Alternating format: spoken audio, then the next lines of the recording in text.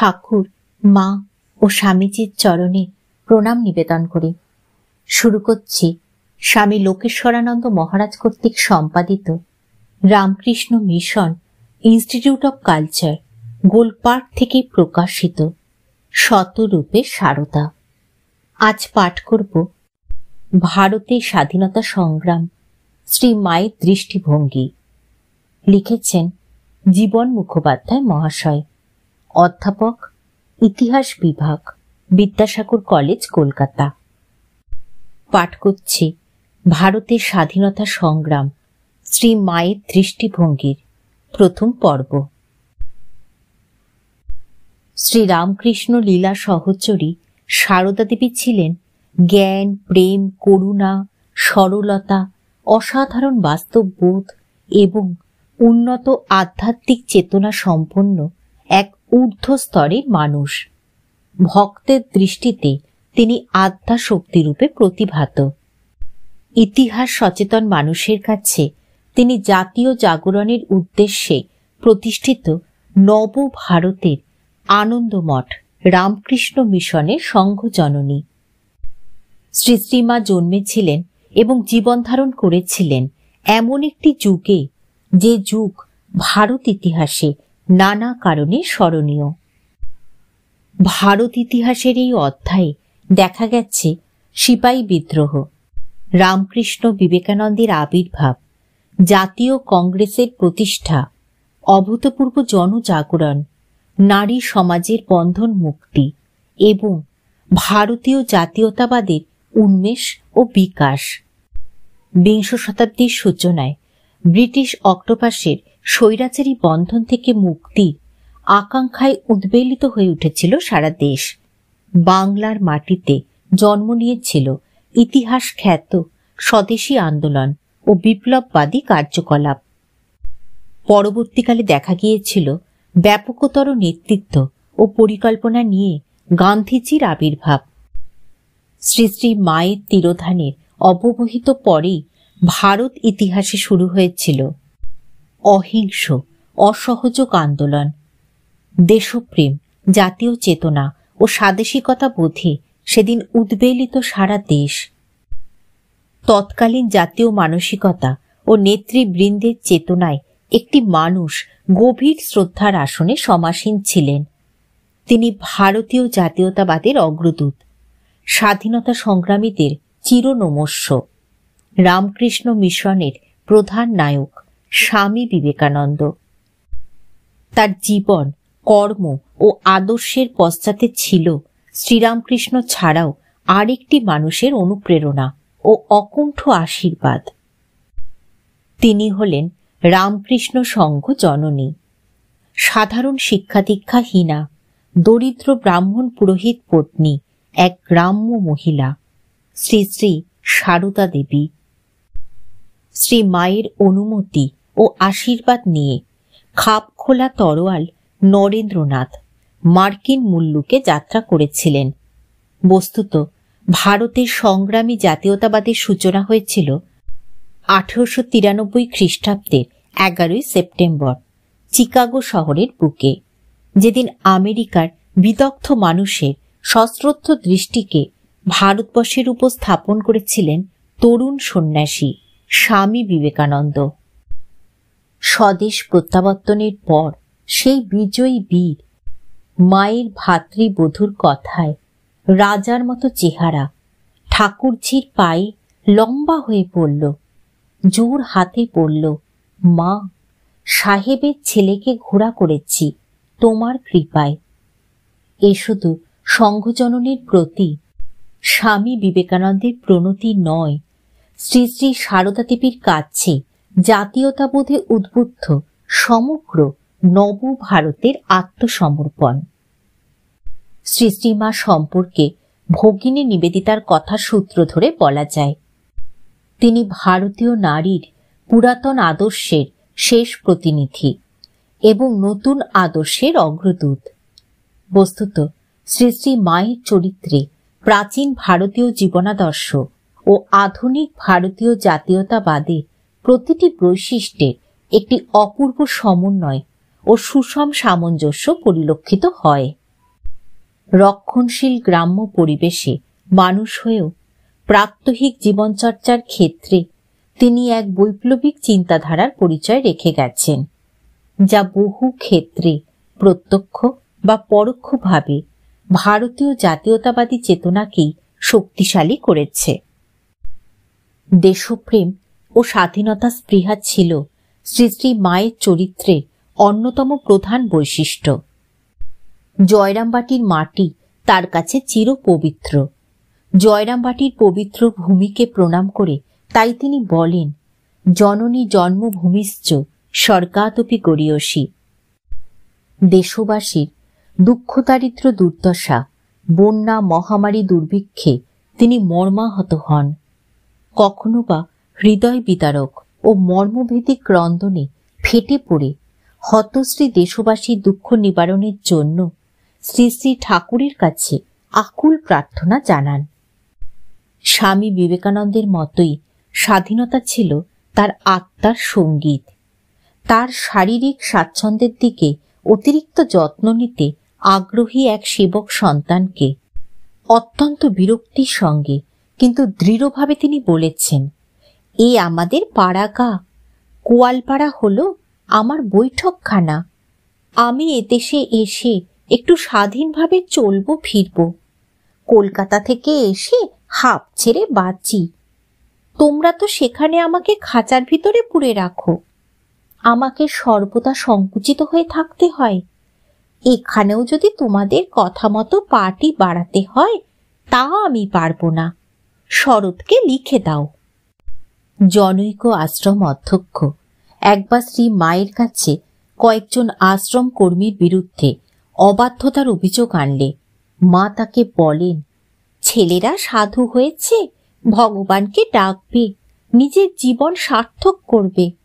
আশ্রমের কাজকর্ম তো যথাসাধ্য করছেই, করবেও। তাদের বয়স হয়েছে, বুদ্ধি বিবেচনা হয়েছে, নিজের ভালো মন্দ সুখ সুবিধা বুঝে তারা স্বাধীনভাবে চলতে চাইলে তাতে তুমি বাধা দিয়ে কিছু বলতে পারবে না। আর বাধা দিলেও নিজের কষ্ট অসুবিধা বরণ করে কেউ চিরকাল পরের অধীন হয়ে থাকতে পারে না। তোমার কাজের অসুবিধা হলে তোমাকেই তাদের বুঝিয়ে বলতে হবে। তারা বরাবর তোমার কথা শুনে আসছে, এখনো শুনবে। ভালোবাসায় সবকিছু হয়, জোর করে কায়দায় ফেলে কাউকে দিয়ে কিছু করানো যায় না।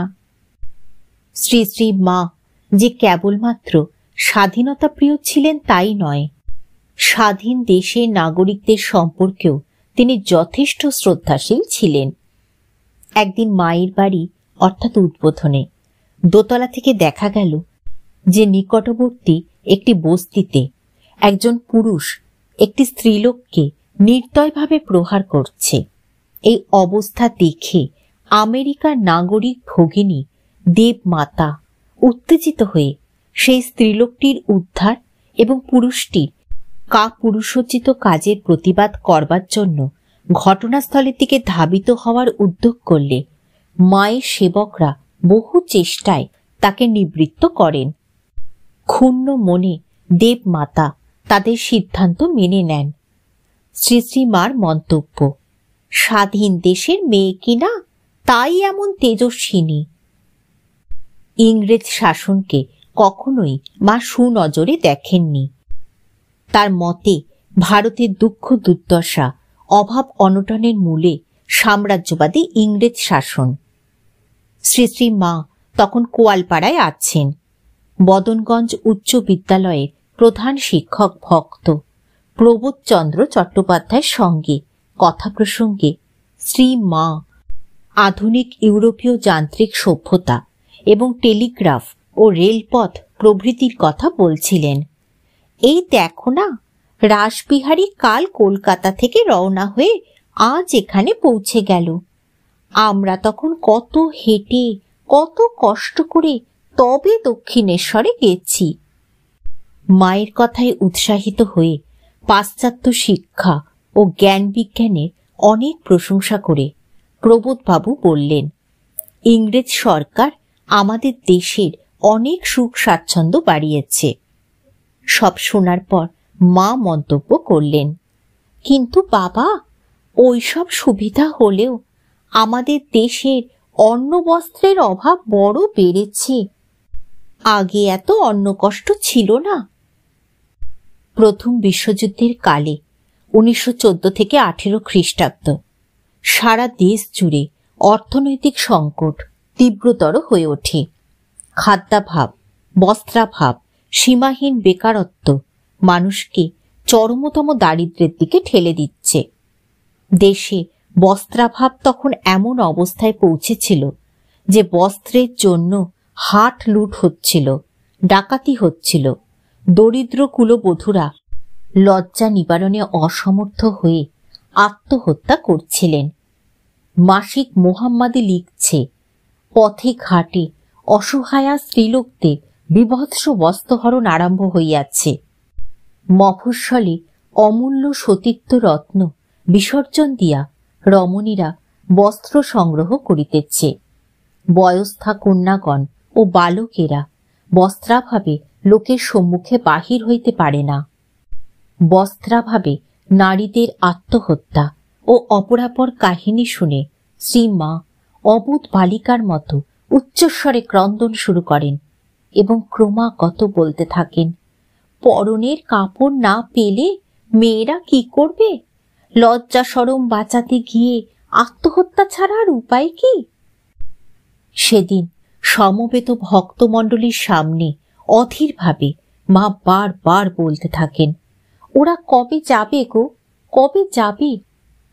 এরপর কিঞ্চিত শান্ত হয়ে মা সখেদে বলতে লাগলেন, তখন ঘরে ঘরে চরকা ছিল, খেতে কাপাস চাষ হতো, সকলেই সুতো কাটত, নিজেদের কাপড় নিজেরাই করিয়ে নিত, কাপড়ের অভাব ছিল না।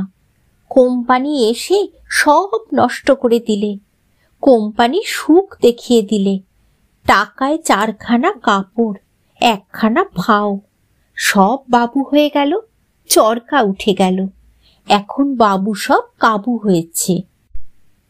এ সময় গোয়ালপাড়া আশ্রমে জোর তাঁত ও চরকার কাজ চলছিল। আশ্রম কর্মীদের উৎসাহিত করে মা সেদিন বলেছিলেন, আমাকেও 1খানা চরকা এনে দাও, আমিও সুতো কাটব। স্বদেশী আন্দোলনে কালে বিলাতি দ্রব্য বর্জন, বিলাতি দ্রব্যে অগ্নিসংযোগ প্রভৃতি নানা কাজে গোয়ালপাড়া আশ্রমের সঙ্গে যুক্ত কর্মীদের অংশগ্রহণ করতে দেখা যেত।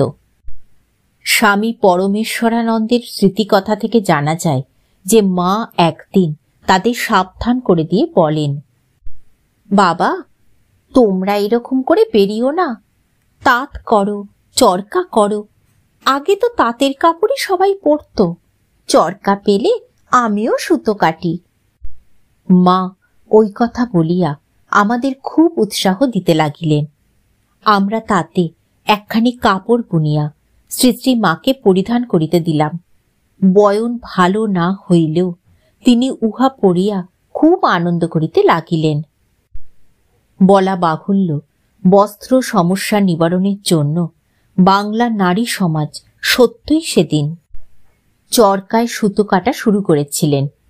রামকৃষ্ণ মিশনও সেদিন বস্ত্র বিতরণের কাজে নেমেছিল। 1326 সালের 12 জ্যৈষ্ঠ 1919 খ্রিস্টাব্দ কথা প্রসঙ্গে শ্রী মা বলছেন, রাজার পাপে রাজ্য নষ্ট হয়, হিংসা, খলতা, ব্রহ্ম হত্যা এইসব পাপ। রাজার পাপে প্রজার কষ্ট ও দৈব উৎপাত, যেমন যুদ্ধ, ভূমিকম্প, দুর্ভিক্ষ। একটি 5 বছরের ছেলে, সেও দুঃখের কথা বোঝে, বলে আমার পরবার কাপড় নেই। শ্রীমা কেবলমাত্র স্বৈরাচারী ইংরেজ শাসনের অবসান কামনাই করতেন না, সরকারি অনাচারের প্রতিবিধান ও প্রতিরোধ করিতে দেশবাসীর উদ্যম প্রয়োজনীয় ও প্রশংসনীয় বলে অভিমত ব্যক্ত করতেন। ইংরেজ রাজত্বের অবসান সম্পর্কেও তিনি সুনিশ্চিত ছিলেন। মায়ের মন্ত্রশিষ্য শ্রী চন্দ্র ঘটকের স্ত্রীর প্রশ্নের উত্তরে মা বলেছিলেন, আগে ওদের ধ্বংস হবে, নিজেদের রাজ্য নিজেদের হবে।